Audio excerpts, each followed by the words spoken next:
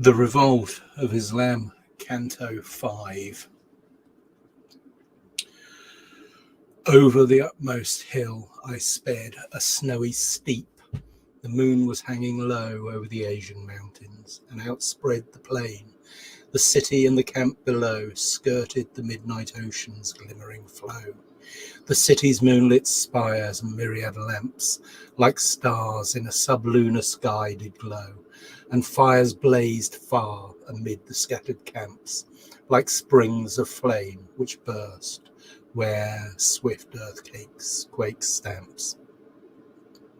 All slept but those in watchful arms who stood, and those who sate tending the beacon's light, and the few sounds from the vast multitude made silence more profound.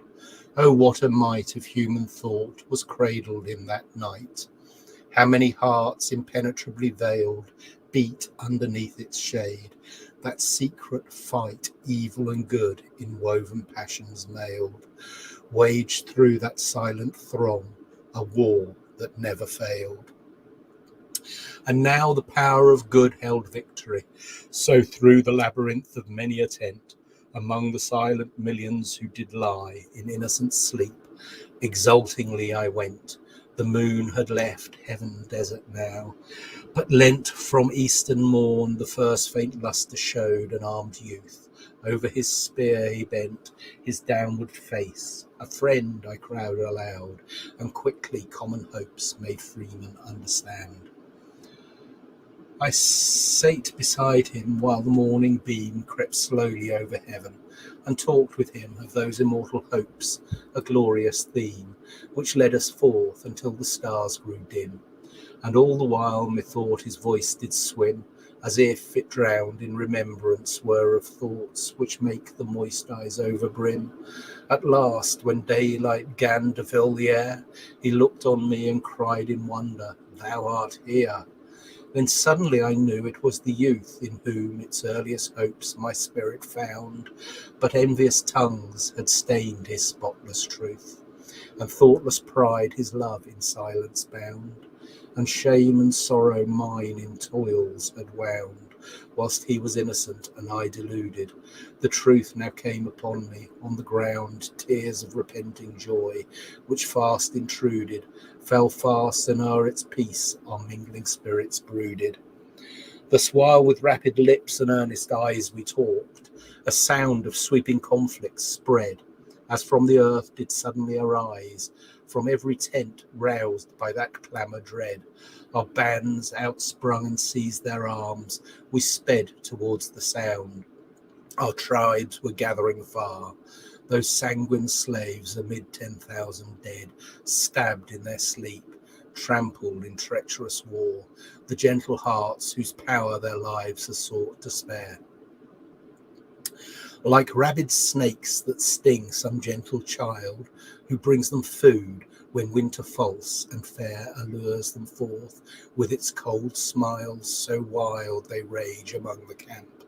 They overbear the patriot hosts, confusion, then despair, distends like night, when Laon one did cry, like a bright ghost from heaven that shout did scare the slaves, and widening through the vaulted sky, seemed sent from earth to heaven in sign of victory. In sudden panic those false murderers fled, like insect tribes before the northern gale. But swifter still our hosts encompassed their shattered ranks, and in a craggy vale, where even their fierce despair might naught avail, hemmed them around, and then revenge and fear made the high virtue of the patriots fail. One pointed on his foe the mortal spear. I rushed before its point and cried, "Forbear, forbear!" The spear transfixed my arm that was uplifted in swift expostulation, and the blood gushed round its point. I smiled, and oh, thou gifted with eloquence, which shall not be withstood, flow thus, I cried in joy, thou vital flood, until my heart be dry, ere thus the cause for which thou wert ought worthy be subdued. Ah, ye are pale, ye weep, your passions pause, 'tis well ye feel the truth of love's benignant laws. Soldiers, our brethren and our friends are slain, ye murdered them, I think, as they did sleep. Alas, what have ye done? The slightest pain which ye might suffer there were eyes to weep, but ye have quenched them. There were smiles to steep your hearts in balm, but they are lost in woe, and those whom love did set his watch to keep around your tents, truth's freedom to bestow, ye stabbed as they did sleep, but they forgive ye now. O wherefore shall ill ever flow from ill, and pain still keener pain forever breed? We all are brethren, even the slaves who kill for hire are men, and to avenge misdeed on the misdoer doth but misery feed. With her own broken heart, O earth, O heaven, and thou, dread nature, which to every deed and all that lives or is to be hath given, even as to thee have these done ill and are forgiven. Join then your hands and hearts, and let the past be as a grave which gives not up its dead to evil thoughts. A film then overcast my sense with dimness for the wound which bled. Freshly swift shadows o'er mine eyes had shed. When I awoke, I lay mid friends and foes, and earnest countenances on me shed the light of questioning looks, whilst one did close my wound with balmiest herbs and soothe me to repose. And one whose spear had pierced me leaned beside, with quivering lips and humid eyes, and all seemed like some brothers on a journey wide, gone forth, whom now strange meeting did befall in a strange land, round one whom they might call their friend, their chief, their father, for a say of peril, which had saved them from the thrall of death, now suffering. Thus the vast array of those fraternal bands were reconciled that day. Lifting the thunder of their acclamation towards the city then, the multitude, and I among them, went in joy, a nation made free by love, a mighty brotherhood, linked by a jealous interchange of good, a glorious pageant, more magnificent than kingly slaves arrayed in gold and blood, when they return from carnage and are sent in triumph bright beneath the populous battlement. Afar the city walls were thronged on high, a myriad on each giddy turret clung, and to each spire far lessening in the sky, bright pennons on the idle winds were hung. As we approached, a shout of joyance sprung at once from all the crowd, as if the vast and peopled earth, its boundless skies among, the sudden clamour of delight had cast, when from before its face some general wreck had passed.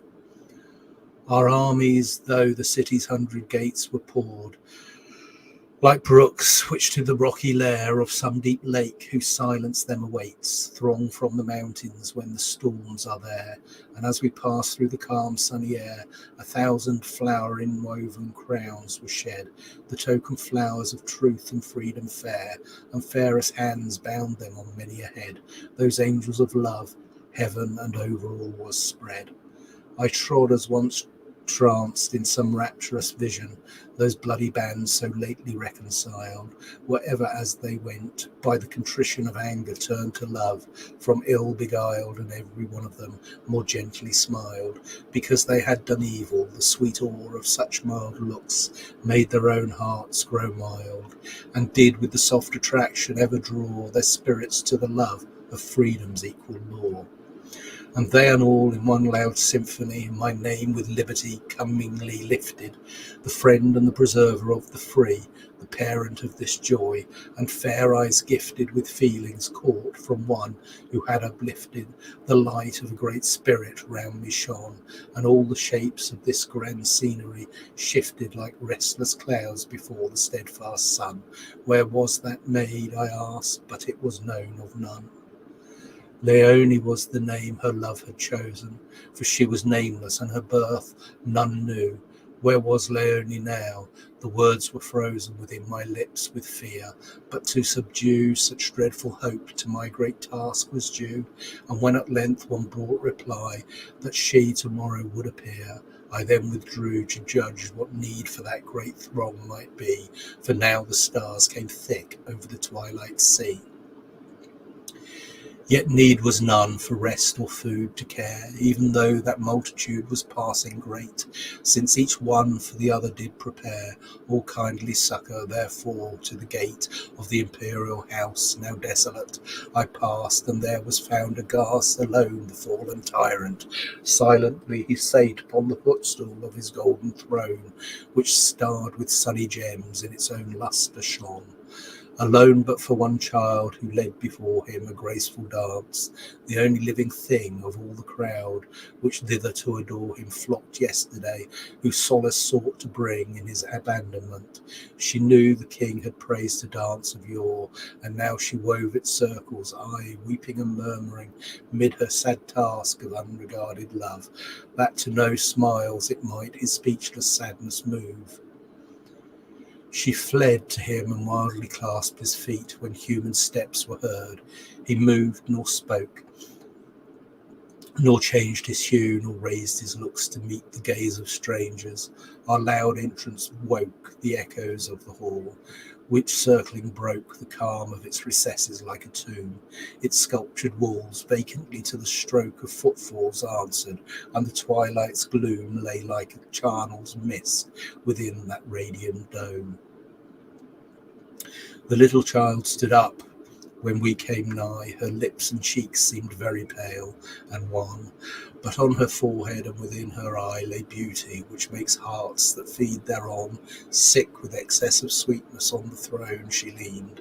The king, with gathered brow and lips wreathed by long scorn, did inly sneer and frown with hue like that when some great painter dips his pencil in the gloom of earthquake and eclipse. She stood beside him like a rainbow braided within some storm, when scarce its shadows vast from the blue paths of the swift sun have faded. A sweet and solemn smile, like Cythna's, cast one moment's light, which made my heart beat fast. Ah, that child's parted lips, a gleam of bliss, a shade of vanished days as the tears passed, which wrapped it, even as with a father's kiss. I pressed those cephallous eyes in trembling tenderness. The sceptred wretch then from that solitude I drew, and of his change compassionate, with words of sadness soothed his rugged mood. But he, while pride and fear held deep debate, with sullen guile of ill-dissembled hate, glared on me as a toothless snake might glare. Pity not scorn I felt, though desolate, the desolater, now and unaware the curses which he mocked had caught him by the hair. I led him forth from that which now might seem a gorgeous grave, through portals sculptured deep with imagery beautiful as dream. We went and left the shades, which tend on sleep over its unregarded gold, to keep their silent watch. The child trod faintingly, and as she went the tears which she did weep glanced in the starlight. Wildered seemed she, and when I spake for sobs she could not answer me. At last the tyrant cried, she hungers, slave, stab her or give her bread. It was a tone such as sick fancies in a new-made grave might hear. I trembled, for the truth was known. He with this child had thus been left alone, and neither had gone forth for food, but he, in mingled pride and awe, cowered near his throne, and she, a nursling of captivity, knew naught beyond those walls, nor what such change might be. And he was troubled at a charm withdrawn, the suddenly that sceptres ruled no more, that even from gold the dreadful strength was gone, which once made all things subject to its power. Such wonders seized him, as if hour by hour the past had come again, and the swift fall of one so great and terrible of yore. So desolateness in the hearts of all like wonder stirred, who saw such awful change befall. A mighty crowd, such as the wide land pours once in 1,000 years, now gathered round the fallen tyrant, like the rush of showers of hail in spring, pattering along the ground. Their many footsteps fell, else came no sound from the wide multitude. That lonely man then knew the burden of his change, and found, concealing in the dust, his visage wan, refuge from the keen looks which through his bosom ran. And he was faint withal. I sate beside him upon the earth, and took that child so fair from his weak arms, that ill might none betide him or her. When food was brought to them, her share to his averted lips the child did bear. But when she saw he had enough, she ate and wept the while. The lonely man's despair hunger then overcame, and of his fate forgetful on the dust, as in a trance he sate. Slowly the silence of the multitudes pass, as when far is heard in some lone dell the gathering of a wind among the woods, and he is fallen, they cry. He who did dwell like famine or the plague, or aught more fell among our homes, is fallen. The murderer who slaked his thirsting soul as from a well of blood and tears, with ruin he is here, sunk in a gulf of scorn from which none may him rear. Then was heard, he who judged, let him be brought to judgment. Blood for blood cries from the soil, on which his crimes have deep pollution wrought. Shall Othman only unvenged despoil, by the stress of grinding toil, rest from the unwilling earth, his luxuries perish for crime, while his foul blood may boil, or creep within his veins at will, arise and to my high justice make her chosen sacrifice. What do ye seek? What fear ye? Then I cried, suddenly starting forth, that these should shed the blood of Othman. If your hearts are tried in the true love of freedom, cease to dread this one poor lonely man. Beneath heaven spread in purest light, above us all through earth, maternal earth, who doth her sweet smile shed for all, let him go free, until the worth of human nature win from these a second birth. What call ye justice? Is there one who ne'er in secret thought has wished another's ill? Are ye all pure? Let those stand forth who hear and tremble not. Shall they insult and kill, if such they be? Their mild eyes can they fill with the false anger of the hypocrite?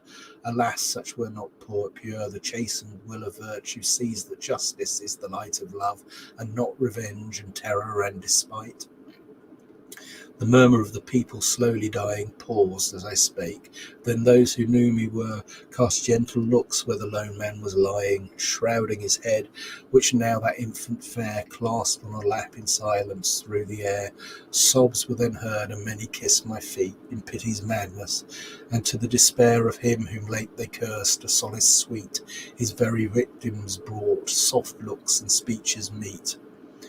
Then to a home from his repose assigned, accompanied by the still throng, he went in silence, where to soothe his wrangling mind some likeness of his ancient state was lent, and if his heart could have been innocent as those who pardoned him, he might have ended his days in peace. But his straight lips were bent, men said into a smile which guile portended, a sight with which that childlike hope with fear was blended.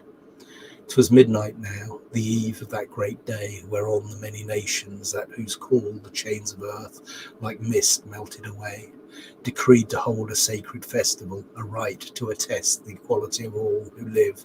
So to their homes to dream or wake or went, the sleepless silence did recall Laon to my thoughts with hopes that make the flood recede, from which their thirst they seek to slake. The dawn flowed forth, and from its purple fountains I drank those hopes which make the spirit quail. As to the plain between the misty mountains and the great city, with a countenance pale I went. It was a sight which might avail to make men weep exulting tears, for whom now first from human power the reverend veil was torn, to see earth from her general womb pour forth her swarming sons to a fraternal doom.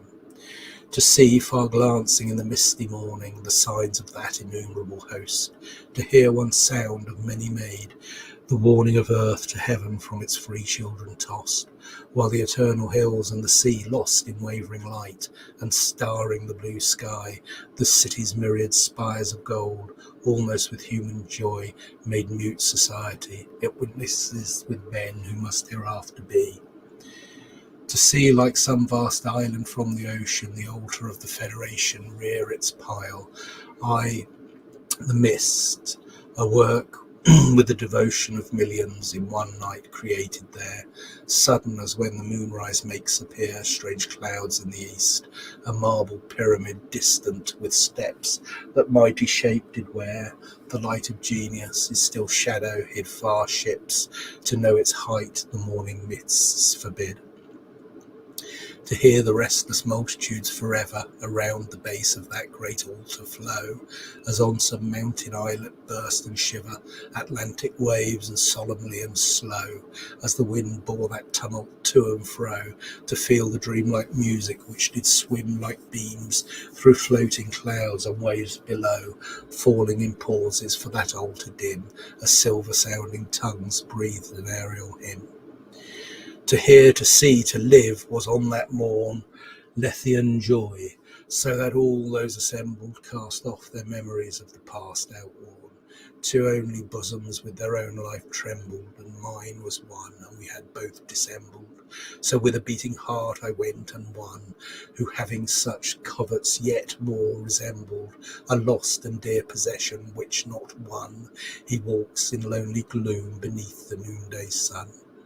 To the great pyramid I came, its stair with female choirs was thronged, the loveliest among the free grouped with its sculptors rare, as I approached the morning's golden mist, which now the wonder-stricken breezes kissed, with their cold lips fled, and the summit shone, like Athos seen from Samthrica, dressed in earliest light by vintagers, and one sate there a female shape upon an ivory throne.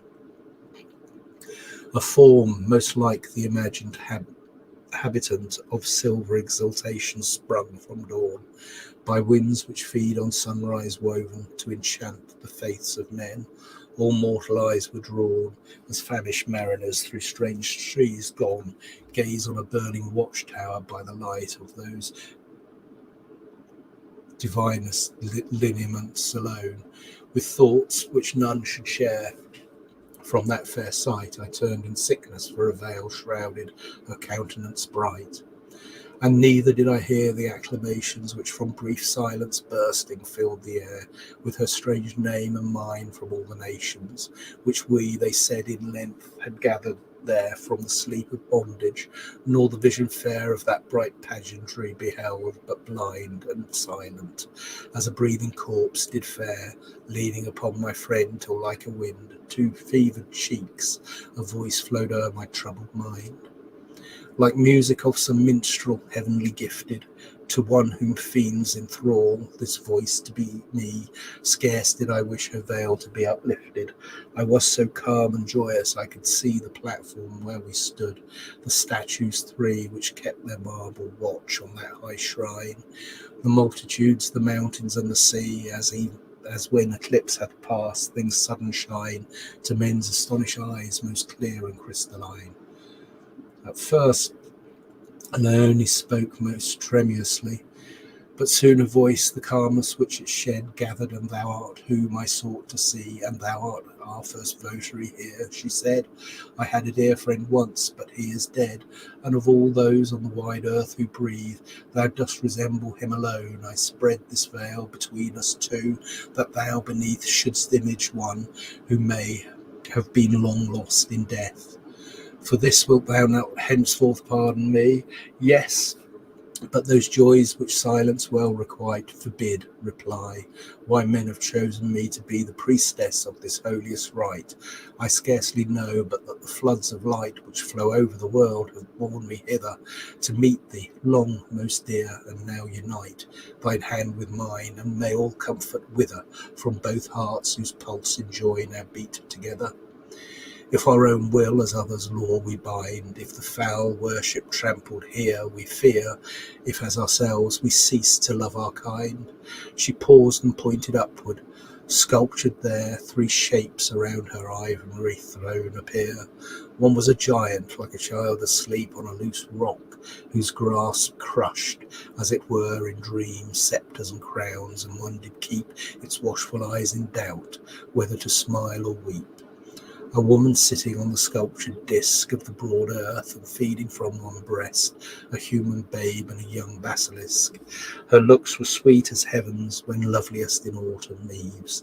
The third image was dressed in white wings, swift as clouds in winter skies. Beneath his feet, amongst ghastliest forms repressed, lay Faith, an obscene worm who sought to rise, while calmly on the sun he turned his diamond eyes.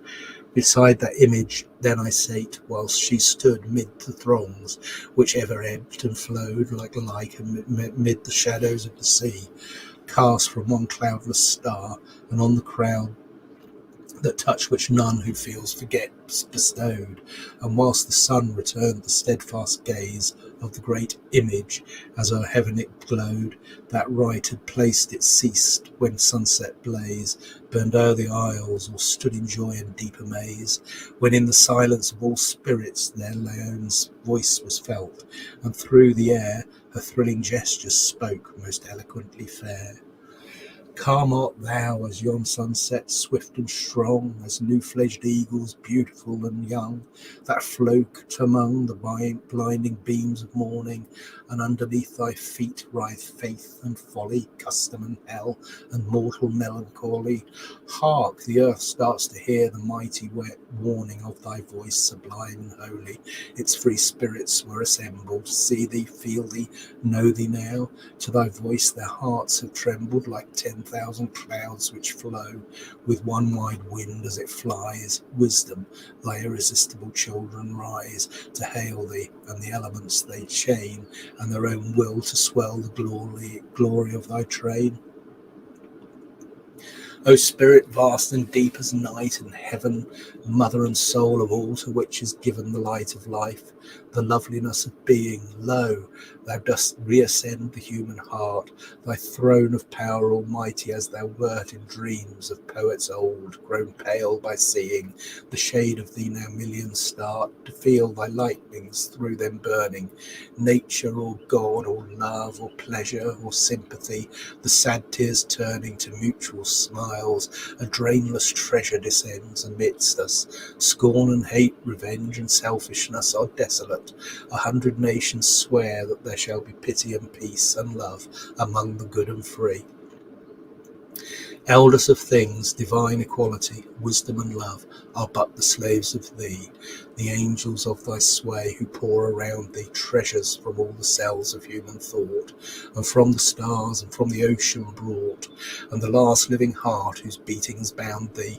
The powerful and the wise had sought thy coming, thou in light descending o'er the wide land, which is thine own like the spring whose breath is blending all blasts of fragrance into one, comest upon the paths of men. Earth bears her general bosom to thy ken, and all her children here in glory meet, to feed upon thy smiles and clasp thy sacred feet. My brethren, we are free, the plains and mountains, the grey seashore, the forests and the fountains are haunts of happiest dwellers, man and woman, their common bondage burst, may freely borrow from lawless love a solace for their sorrow. For oft we must weep, since we are human, a stormy's night, serenest morrow, whose showers of pity gentles tears, whose clouds are smiles of those that die like infants without hopes or fears, and whose beams are joys that lie in blended hearts, now holds dominion. The dawn of mind, which upwards on opinion borne, swift as sunrise, far illumines space, and clasps this barren world in its own bright embrace. My brethren, we are free, the fruits are flowing beneath the stars, and the night winds are flowing o'er the ripe corn. The birds and beasts are dreaming, never again may blood of bird or beast stain with its venomous stream a human feast. To the pure skies in accusations steaming, avenging poisons shall have ceased, to feed disease and fear and madness. The dwellers of the earth and air shall throng around our steps in gladness, seeking their food and refuge there. Our toil from thought all glorious forms shall cull, to make this earth our home more beautiful, and science and her sister Poesy shall clothe in light the fields and cities of the free. Victory, victory to the prostrate nations, bear witness night and ye mute constellations, who gaze on us from your crystalline cars. Thoughts have gone forth, whose powers can sleep no more. Victory, victory, earth's remoter shore, regions which groan beneath the Antarctic stars, the green lands cradled in the roar of western waves, the wildernesses peopled and vast, which skirt the oceans, where morning dyes her golden tresses, shall soon partake our high emotions. Kings shall turn pale, almighty fear the fiend God, when our charmed name hear shall fade like shadow from his thousand fanes, while truth with joy enthroned o'er this his lost empire reigns. Ere she had ceased the midst of evening, night entwining their dim woof floated o'er the infinite throng. She like a spirit through the darkness, shining in tones whose sweetness silence did prolong, as if to lingering winds they did belong, poured forth her inmost soul, a passionate speech with wild and thrilling pauses, woven among which whoso heard was mute, for it could teach to rapture like her own all listening hearts to reach. Her voice was a mountain stream which sweeps the withered leaves of autumn to the lake, and in some deep and narrow bay then sleeps in the shadow of the shores, as dead leaves wake under the wave and flowers and herbs which make those green depths beautiful. When skies are blue, the multitude so moveless did partake, such living change and kindling murderers flew, as o'er that speechless calm delight and wonder grew. Over the plain the thongs were scattered, then in groups among the fires, which from the sea, even to the gorge of the first mountain glen, blazed wide and far. The banquet of the free was spread beneath many a dark cypress tree, beneath whose spires, which swayed in the red flame, reclining as they ate, of liberty and hope and justice and Laon's name, earth's children did a woof of happy converse frame. Their feast was such as earth, the general mother, pours from her fairest bosom, when she smiles in the embrace of autumn to each other, as when some parent fondly reconciles her warring children. She their wrath beguiles, with her own sustenance they relenting weep. Such was this festival, which from their isles and continents and winds and oceans deep, all shapes might throng to share that fly or walk or creep. Might share in peace and innocence, for gore or poison none this festal did pollute, but piled on high an overflowing store of pomegranates and citrons fair as fruit, melons and dates and figs and many a root, sweet and sustaining, and bright grapes, ere yet a cursed fire their mild juice could transmute into a mortal bane, and brown corn set in baskets, with pure streams their thirsting lips they wet. Leone had descended from the shrine, and every deepest look and holiest mind fed on her form, though now those tones divine were silent as she passed. She did unwind her veil, as with the crowds of her own kind she mixed. Some impulse made my heart refrain from seeking her that night, so I reclined amidst a group, where on the utmost plain a festal watchfire burned beside the dusky main, and joyous was our feast.